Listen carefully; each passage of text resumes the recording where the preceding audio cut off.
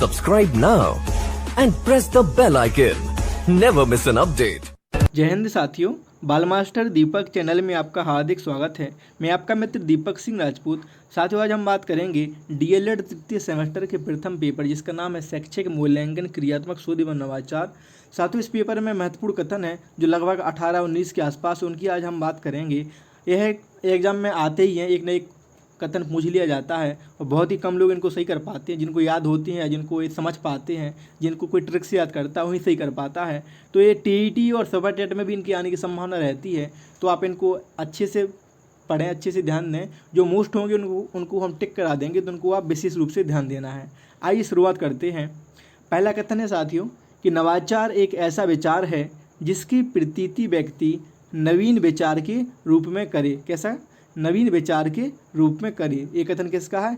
E.M. Rogers का। Next है, नवाचार एक ऐसा विचार, वस्तु अथवा व्यवहार है जो नवीन है और वर्तमान स्वरूप में गुणात्मक दृष्टि से भिन्न है। तो आप इसको कैसे याद रखोगे साथियों? जो इंटरनेट होता है ना, यानी नेट, जो वर्तमान में गुणों में बहुत अच्छा होता है, वर्तमान में गुणों में दृष्टि से अच्छा होता है, भिन्न होता है, सबसे अलग होता है, उसको ही हम यूज करते हैं। तो आप इसको इस तरीके से याद करना कि नेट यानी जो गुणात्मक दृष्टि से कैसा होगा? भिन्न होगा, है ना, उसको ही हम चलाएंगे। तो नेट से क्या रखना इस परिभाषा को, क्या कि नवाचार एक ऐसा विचार, वस्तु अथवा व्यवहार है जो नवीन है और वर्तमान स्वरूप में गुणात्मक दृष्टि से भिन्न है। किसने कहा? बार्नेट ने। नेक्स्ट है, मूल्यांकन और प्रक्रिया है जिसके द्वारा शिक्षक एवं छात्र यह निर्णय करते हैं कि शिक्षण लक्ष्यों को प्राप्त किया जा रहा है या नहीं। ये किसने कहा? क्रॉनबेक ने। अब इसको ऐसे याद रखना कि साथियों, यदि बैक लग जाएगा व्यक्ति को, क्या बैक मतलब किसी विषय में फेल हो जाना। यदि आपको बैक लगा जाता है किसी व्यक्ति को, तो क्या होता है कि लक्ष्यों को प्राप्त नहीं कर पाएगा, है ना। तो जहाँ लक्ष्यों को प्राप्त करने या नहीं करने की बात आ रही है, वो किसने की है?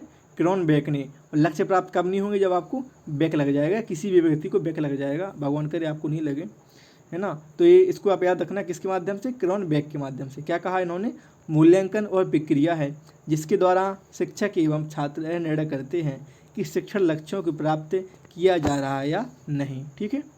नेक्स्ट है, जो कि बहुत इम्पोर्टेंट है साथियों, किसने कहा? NCERT ने। क्या कहा? मूल्यांकन एक निरंतर या सतत चलने वाली प्रक्रिया है। किसने कहा? NCERT ने। ठीक है। तो छोटी सी परिभाषा आपको याद रहेगा कि सतत चलने वाली या निरंतर चलने वाली बात किसने की? NCERT ने। नेक्स्ट है, मूल्यांकन एक सतत प्रक्रिया है। यह शिक्षा की संपूर्ण प्रणाली का आवश्यक अंग है और शिक्षा के उद्देश्यों के साथ पूर्ण रूप से संबंधित है। ये किसने कहा? कोठारी कमीशन। साथियों, कोठरी नहीं है, इसको आप कर लेना, क्या? कोठारी। ये नाम है इसका दौलत सिंह कोठारी का, जो कि व्यक्ति थे और जो इस कमीशन के अध्यक्ष थे। इन्हीं के नाम पर क्या पड़ गया? कोठारी कमीशन नाम पड़ गया, है ना। तो इनका क्या कहना है? मूल्यांकन एक सतत प्रक्रिया है। और साथ जो यहाँ तक तो ये परिभाषा सेम है ना, चाहे NCERT की देख लो या कोठारी कमीशन की देख लो, यहाँ तक तो सेम है। लेकिन आगे यह कहते हैं कि मूल्यांकन एक सतत प्रक्रिया है, यह शिक्षा की संपूर्ण प्रणाली का आवश्यक अंग है। कैसा है? आवश्यक अंग है और शिक्षा के उद्देश्यों के साथ पूर्ण रूप से संबंधित है। किसने कहा? ये कोठारी कमीशन ने। नेक्स्ट है, मूल्यांकन एक क्रमिक प्रक्रिया है जो संपूर्ण शिक्षा प्रणाली का एक महत्वपूर्ण अंग है। यह केवल शैक्षिक उपलब्धि के मापन में ही सहायता नहीं देता बल्कि उसमें सुधार भी करता है। किसने कहा? बेसले ने। नेक्स्ट है, मूल्यांकन व्यक्ति अथवा समाज या दोनों दृष्टि से अच्छा है अथवा वांछनीय है उसको मानकर चला जाता है। किसने कहा? रेमर्स एंड गेज ने। किसने कहा? रेमर्स एंड गेज ने। तो कैसा साथियों? वांछनीय है और अच्छा है। क्या है? मूल्यांकन व्यक्ति अथवा समाज या दोनों दृष्टि से अच्छा है अथवा वांछनीय है उसको मानकर चला जाता है। किसने कहा? रेमर्स एंड गेज ने। ठीक है। नेक्स्ट है साथियों, वस्तुनिष्ठ परीक्षण वह है जिसमें प्रत्येक परीक्षक किसी प्रश्न के उत्तर या निष्पादन को देखकर एक निश्चित निष्कर्ष पर पहुंचते हैं। किसने कहा? क्रॉनबेक ने। और क्रॉनबेक की हम पहली परिभाषा पढ़ चुकी है। हमने क्या बताया था कि बेक से क्या होगा? लक्ष्य को प्राप्त नहीं करेंगे, तो वो लक्ष्य को प्राप्त नहीं करने वाली भी परिभाषा किसकी? क्रॉनबेक की। और यहाँ भी इन्होंने कहा है कि वस्तुनिष्ठ परीक्षण वह है जिसमें प्रत्येक परीक्षक किसी प्रश्न के उत्तर या निष्पादन को देखकर एक निश्चित निष्कर्ष पर पहुंचते हैं। ठीक है, किसने कहा? क्रोनबेक ने। नेक्स्ट परिभाषा है साथियों, कोई परीक्षण उस सीमा तक वैध है जहां तक वह अपने उद्देश्यों का मापन करता है। बहुत शानदार परिभाषा है, किसकी है? गिलफोर्ड की है, और ये मोस्ट परिभाषा है साथियों। इनकी परिभाषा अधिगम में भी है कि क्या कहा है इन्होंने अधिगम में, कि व्यवहार के कारण व्यवहार में आया परिवर्तन अधिगम है ना।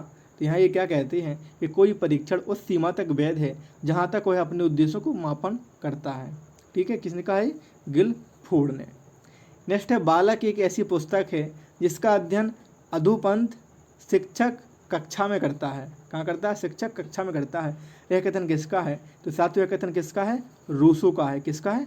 रूसो का है। आपको रॉस काट के इसको आप रूसो कर लेना, ये बहुत इंपॉर्टेंट है, इसको आप याद कर लीजिएगा। तो यहाँ पे आप रॉस को काट के रूसो याद रखेंगे। ठीक है, और जिन व्यक्तियों के पास पवन मॉडल है, बीटीसी वालों की बात कर रहा हूँ मैं, डीएलएड 3rd सेमेस्टर की, वहाँ भी रॉस लिखा होगा, इसलिए आप वहाँ पे काट के रूसो याद कर लेना। रूसो कहते हैं, इनका पूरा नाम क्या है? Jean Jacques Rousseau. क्या नाम है? Jean Jacques Rousseau. ये फ्रांस के निवासी थे, है ना। कहा जाता है, ऐसा कहा जाता है कि यदि रूसो ना होती तो फ्रांस की क्रांति ना होती, है ना। और रूसो कहाँ के थे? फ्रांस के निवासी थे। ठीक है, इनकी पुस्तक का नाम है, जो बहुत फेमस पुस्तक है, इसका क्या नाम है? Social contract. रूसो की जो पुस्तक है उसका फेमस नाम है क्या? सोशल कॉन्ट्रैक्ट, यानी सामाजिक समझौता। किसकी पुस्तक है? Social contract. किसकी पुस्तक है? जीन जैक्स रूसो की। ठीक है, तो आपको इतना ही जानना है बस कि एक कथन रूसो का है। क्या है कथन? कि बालक एक ऐसी पुस्तक है जिसका अध्ययन अधोपंथ शिक्षक कक्ष में करता है। किसने कहा है? रूसो ने। रॉस नहीं, किसने? रूसो ने। ठीक है, रूसो, जीन जैक्स रूसो ने। नेक्स्ट है, मूल्यांकन और प्रक्रिया है जिसके द्वारा शिक्षक एवं छात्र यह निर्णय करते हैं कि शिक्षण लक्ष्यों को प्राप्त किया जा रहा है या नहीं। किसने कहा है? ग्रीन ने। किसने कहा? ग्रीन ने। अब यहाँ पे आपने ध्यान दिया होगा कि दो कथन आ चुके हैं। किसका? ये पहले भी आ चुका है। किसने कहा था? क्रोनबेक ने। तो इसका उत्तर ग्रीन ना होके क्या होगा?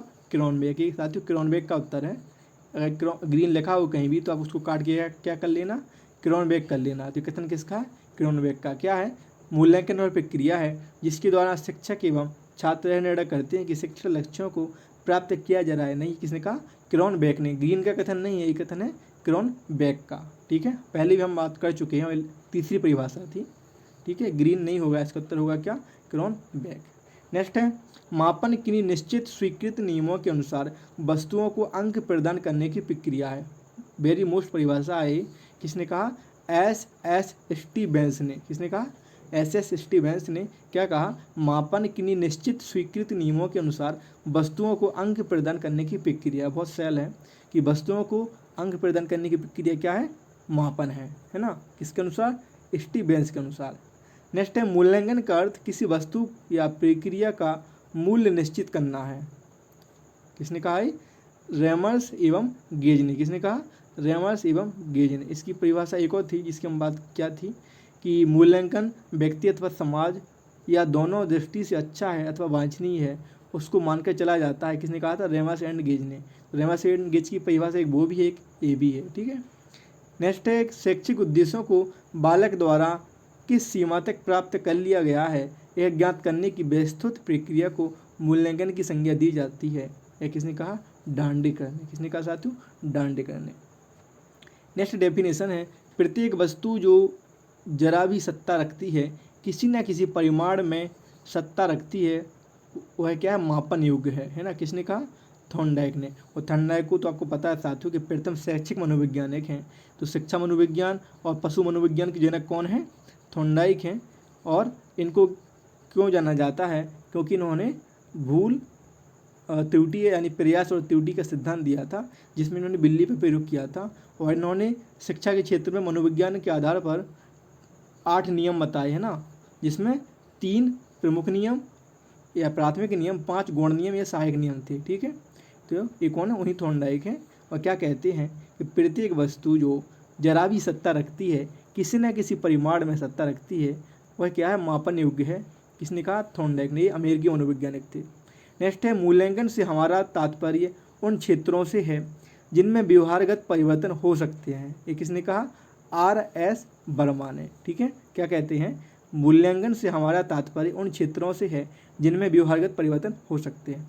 नेक्स्ट कथन है, आखिरी है ये, कि शिक्षा अनुसंधान एक ऐसी प्रक्रिया है जो शैक्षिक परिस्थितियों में व्यवहार विज्ञान का विकास करती है। यह परिभाषा किसने दी, यदि ट्रेवर्स ने। क्या, शिक्षा अनुसंधान एक ऐसी प्रक्रिया है जो शैक्षिक परिस्थितियों में व्यवहार विज्ञान का विकास करती है, किसने कहा, ट्रेवर्स ने। ठीक है, तो साथ ही कुछ महत्वपूर्ण कथन थे, परिभाषाएं थी किससे, शैक्षिक मूल्यांकन, क्रियात्मक शोध एवं नवाचार, विषय से संबंधित। आप इसको जो मोस्ट है साथियों, इसमें आपको उस पर टिक लगा लीजिए।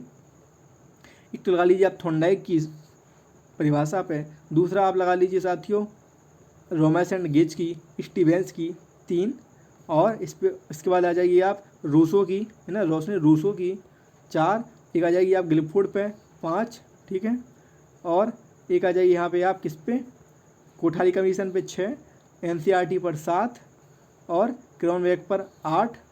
ठीक है, किस पे, क्रोनबेक पर 8 और एक पहला 9।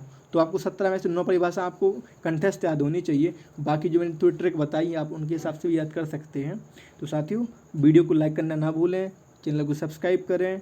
और एक बात और है कि इस PDF का मैं जो लिंक है वो आपको डिस्क्रिप्शन में मिल जाएगा, तो आप वहाँ से डाउनलोड कर लेना। और टेलीग्राम ग्रुप की भी लिंक आपको मिल जाएगी, तो आप उसको ज्वाइन कर सकते हैं ताकि आपको समय समय पर नोट्स मिलते रहें। और फेसबुक पेज दीपक चले सभी के साथ नोट को आप पेज को लाइक करें, जहां आपको हर दिन कोई ना कोई नई चीज़ मिलती ही रहती है ना।